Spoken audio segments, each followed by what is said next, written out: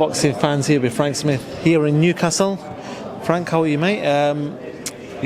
Seeing you on the flight, you looked awake, very awake for 6 a.m. You must be a busy man. All the phone calls going off, all these big fights that you guys are making. How's things? I was on some conference calls in the car, actually, so I was wide awake from about 5 a.m. I just want to say, you've got the best camera out of everyone here, out of all the YouTube gang. He's much nicer than yours, Parsons.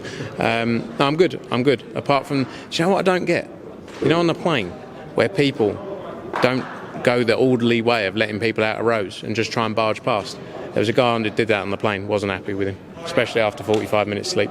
You nearly had a scuffle on the plane, Frank. No, I don't get involved in scuffles. It was more a verbal scuffle. Let's talk about why we're here. The NXTGEN card, obviously, Cyrus Pattinson headlining. Just a good event to put on for the younger fighters. Little step ups for Hopi Price. Great, it looks comfortable so far. Just little step ups for all your fighters. Yeah, 100%. You know, I think I've said a few times the NXTGEN cards are so important to grow and develop the talent of tomorrow. We got some very talented fighters coming through. You know, Cyrus Pattinson headlines against Chris Jenkins. It's a fight that if he wants to get to the levels in the time that he believes he can, it's the kind of fight that he needs to come through. You know, and Chris Jenkins is going to be a tough test for him. But Cyrus is a special fighter. You know, on the card, as you say, Hopi Price stepping up against a former world title challenger, European champion. Looking forward to that fight. Sol Dacres in his 5th fight, fighting an undefeated 11-0 for the English title against Robert Ismay. You know, great fight there as well. You got Maisie Rose Courtney, you got Muhammad Ali's professional debut, which we're excited about. He's just stepped up there. You know, you've got Pat McCormack as well, who's a brilliant fighter. Mark Dickinson as well. You know, Pat McCormack was a special fighter that we wanted to sign. We got him the second time round, and we're excited about his ability. But these shows in all these markets, I was saying before, you know, like Peter McGrail in Liverpool, what we can do there. Gary Cully in Dublin, Dalton Smith in Sheffield. I'm not saying the next gens, but as in that prop coming through now that can headline arenas and build massive nights moving forward. You know, Chev Clark in London as well. You know, some huge shows there. Talking about Pat, obviously his brother Luke's waiting. He obviously was signed with Probellum as well. Any advances on him? Are you guys looking to sign him as well? Not at the minute. You know, I'll get on with Luke, but I think he's he's in training, but taking a bit of time away. So we'll see what happens. But you know, fully focused, obviously, on Pat now. We believe he can be a special fighter and can build something huge up here. Obviously, you named all them fighters there in different cities. I've been lucky to be in the industry for a little while and seen probably the peak of boxing a couple of years ago where we had Kell Brook. Obviously, you guys did a very good job with Tony Bellew in Liverpool. Obviously, got to see him in some big fights. There's been a lot of good sort of pay-per-view names, if you want to say, at that point. At this point, are you still searching for the name to sort of push forward and make that star? Are you in the process, or have you found them 2-3 fighters? I think like when those names are listed out, you know, and Peter McGrail in Liverpool, for example, these are all fighters that are coming through and want to move quickly. I think that's the big difference here. You know, historically maybe fighters haven't moved as quickly through the ranks, but they want to, you know, come through. Galal Yafai in Birmingham as well. You know, I think we got the best Olympians there were from that last crop. And we're excited about the opportunity there we've got with them. Yeah, look, we've been there before, you know, whether it was, as you say, Carl Froch, George Groves, James DeGale, Kell Brook, you know, all these names you mentioned who were a big part of that pay-per-view cycle of boxing. There's still a lot of fights out there. There's still a lot of big fighters out there, and there's, you know, we're happy with the crop we've got to build into those moments as well. Do you want to talk about just news that's broken out from DAZN? A press release come out in regards to DAZN launching on Sky now. So now it seems like the talk of you just being an app is no longer the case. You're on Sky now. How big a news is that for yourselves, Matchroom and DAZN? Yeah, massive. Look, it's the most accessible platform or channel or whatever you want to call it now. It's the most accessible place to watch boxing. You know, you can watch it on your phone, you can watch it on your laptop, you can watch it on your smart TV, you can watch it on the Sky platform. You know, it's everywhere. And that was important for us. DAZN have worked really hard to get that. You know, it takes a lot of time, but Sky Channel 429, you know, just a few channels up from BT, you know, it was an important fact. And, you know, there's talk about not being available on your traditional broadcast. Well, there it is. You know, people talk about apps. Netflix has got 230 million subscribers.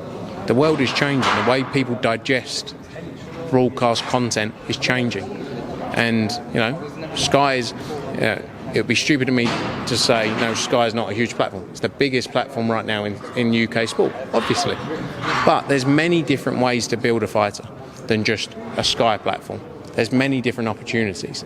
And now to have the channel on the Sky platform, it takes away that argument. Oh, well, you can't get it, you can't download an app. I don't agree with the conversation of I feel like Joshua Buatsi was fed a narrative. He's not the biggest, most outspoken character. I feel like he was fed a narrative to say a lot of those lines. But apps, everyone uses apps every day. Instagram, Twitter, Amazon, Netflix, DAZN. It's natural progression, and people are. The world is moving that way.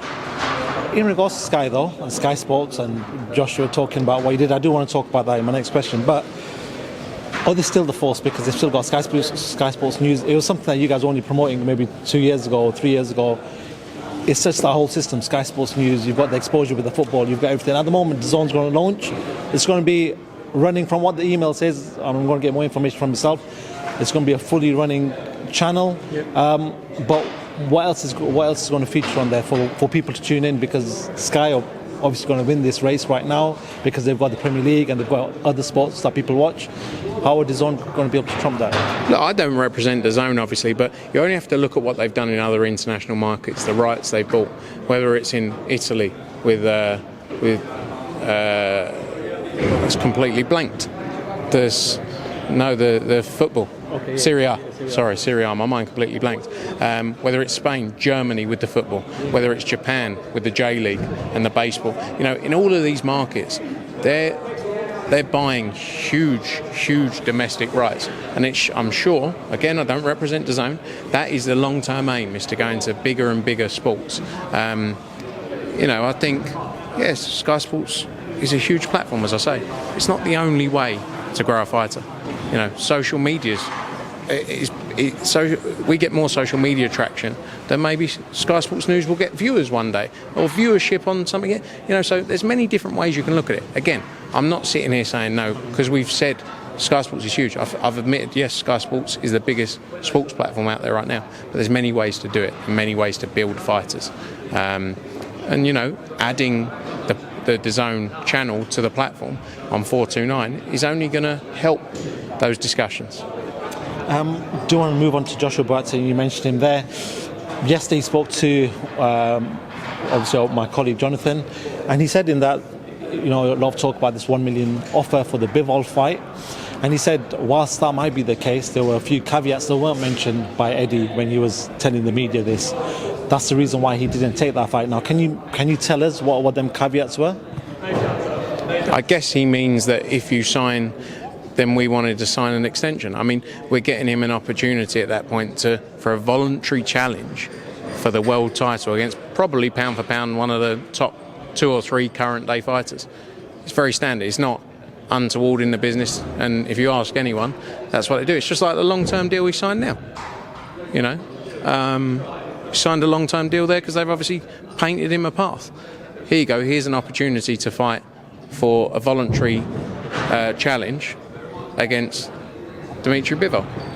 It's not caveats. It's just that's part of a deal, and it's very standard. It's every fight you can imagine has that in there. And we discussed that fight. I think Eddie had discussions with George Warren about potentially looking to do something around the yard fight. But I don't want to. I'm not going to sit here and go back and forth on it. I was disappointed and upset. Really, I guess is the way in some of the ways it was portrayed yesterday and some of the messaging. I feel like we had a good relationship with Josh. I feel like we did a good job over the 5 years or 5 or 6 years we were with him. Built together from professional debut and offered him those big opportunities.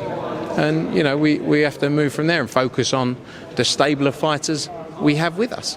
I'm not going to go back and forth on what details were this. I'll let other people do that. But it's not from I'm not going to get involved in a sort of he said she said here. Fair enough, and obviously no one wins. Everyone says that we're being so. It's kind of like, again, I will say I'm upset about some of the things said, but that's life. Can I ask you then, not even a back and forth, but a lot of boxing fans are talking about the progression of Joshua Buatsi. We know that he fought Craig Richards last year, and then we were hoping there was something big coming. It was just everything seemed to be very slow. We saw Anthony Yard fight Buatsi on BT. We saw him fighting in the North in a fight that British fans were all over. But Joshua Buatsi hasn't followed that, and he's an Olympian. He should have probably progressed more than he has. What's the reason behind that? Momentum was always important for us. It's important for every fighter's career to come off the back of a good win and get straight back out. I always felt that with Josh, that there was always delays, unfortunately.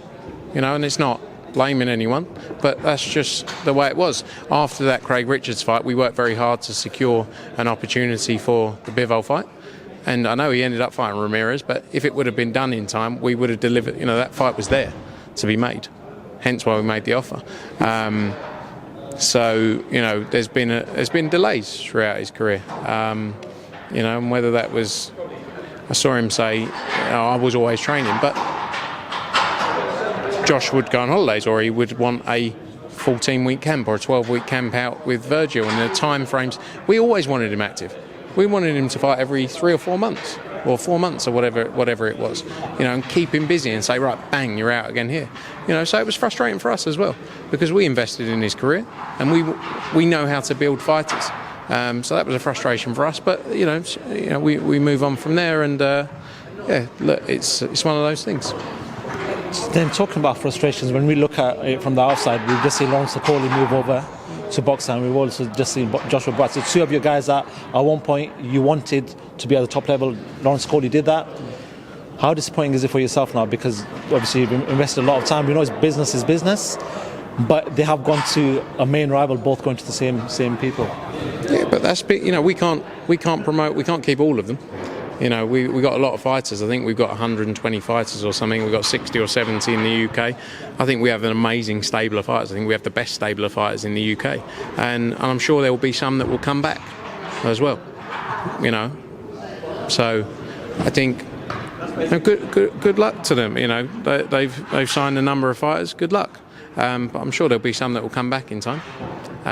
So let's see. But I've reeled off the names today on various interviews. We have such an exciting stable of fighters in all different markets that make a lot of sense for us, and we can deliver them the best opportunities, global opportunities, to headline shows like this. So be it. And good luck in what people choose to do. I want fighters to make as much money as possible. That's the key. That's the focus of it. It's a hard sport, and one fight could be your last fight. You never know. It's a difficult sport, and it's the toughest sport out there. People deserve to make as much money as they possibly can. So good luck to people who make the move. But I don't think you should ever burn bridges with people as well. I have great relationships saw Chris Smith at the weekend, gave him a hug at the Boxing Board Awards. Saw Richard Riakporhe recently, get on very well with Richard Riakporhe. A lot of these fighters have good relationships with.